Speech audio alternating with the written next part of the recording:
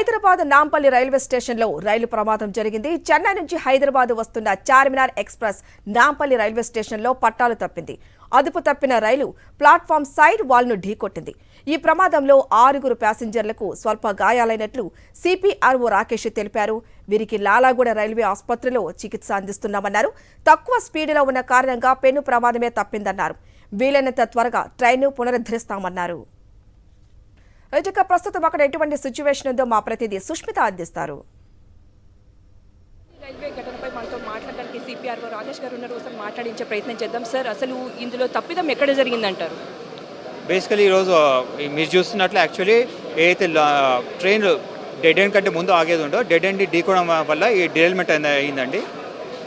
మనకి చార్మినార్ ఎక్స్ప్రెస్ అయితే incoming Charminar express ఉందో ఇది మనకి చెన్నై నుంచి వచ్చి నాంపల్లిలో టర్మినేట్ అవుతుంది. మోస్ట్ ఆఫ్ ది ప్యాసింజర్స్ చూసుకుంటే మనకు వాళ్ళు సికింద్రాబాద్ స్టేషన్లో డీట్రైన్ అయ్యారు. హౌవెవర్ ఎవరైతే లాస్ట్లో మిగిలిన ఉన్న ప్యాసింజర్స్ ఎవరైతే నాంపల్లి వరకు రావాలో వాళ్ళు మాత్రం దీంట్లో ఉండే ఆ ప్యాసింజర్స్ ఈ ట్రైన్లో వచ్చినప్పుడు ఏదైతే ట్రైన్ డెడ్ ఎండ్ కంటే ముందు ఆగేది ఉందో డెడ్ ఎండ్ని ఢీకోవడం వల్ల ఈ 3 కోచెస్ డీరైల్ అయ్యాయండి. S2, S3 and S6. దీంట్లో ఒక కోచెస్లో ఆల్మోస్ట్ ట్రైన్ టర్మినల్ స్టేషన్ కాబట్టి స్పీడ్ కూడా ఏమంత అధికంగా ఉండదండి ఈ టైంలో. హౌవెవర్ ఈ 3 కోచెస్లో ఆల్మోస్ట్ 6 ప్యాసింజర్స్ ఇంజ్యూర్ అయ్యారు. వాళ్ళందరినీ కూడా మా హాస్పిటల్కి తీసుకెళ్ళాము.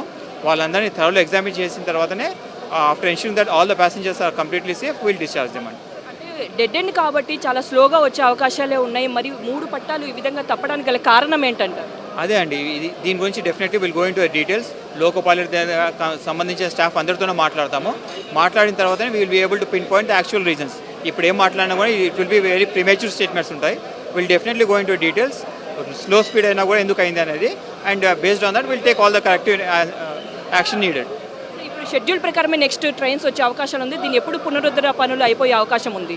మీరు ఇప్పుడు చూస్తున్న రిజిస్ట్రేషన్ వర్క్స్ అనేది ఫుల్ స్వింగ్లో నడుస్తున్నాయండి. We are trying to register the shortest possible time. However ఏమైనా ట్రైన్స్ ఈ టైంలో రీస్కెడ్యూల్ చేయాల్సి వచ్చినా కూడా దాని మీద కూడా వర్క్ నడుస్తుంది అండ్ దాని డీటెయిల్స్గా షార్ట్లీ షేర్ చేసుకుంటామండి మీ అందరితోనూ. ఇమీడియట్లీ ఇన్సిడెంట్ కాగానే అందరికి అలర్ట్ మెసేజ్ వచ్చేసింది అండ్ రిజిస్ట్రేషన్ వర్క్స్ కానీ రిలీఫ్ మెజర్స్ కానీ ఇమీడియట్లీ స్టార్ట్ అయిపోయాయి. There has been no delay anywhere. అన్నీ కూడా రియల్ టైం బేసిస్లో నడుస్తున్నాయి కాబట్టి ఎవ్రీథింగ్ ఈస్ గోయింగ్ అనే full swing as of now.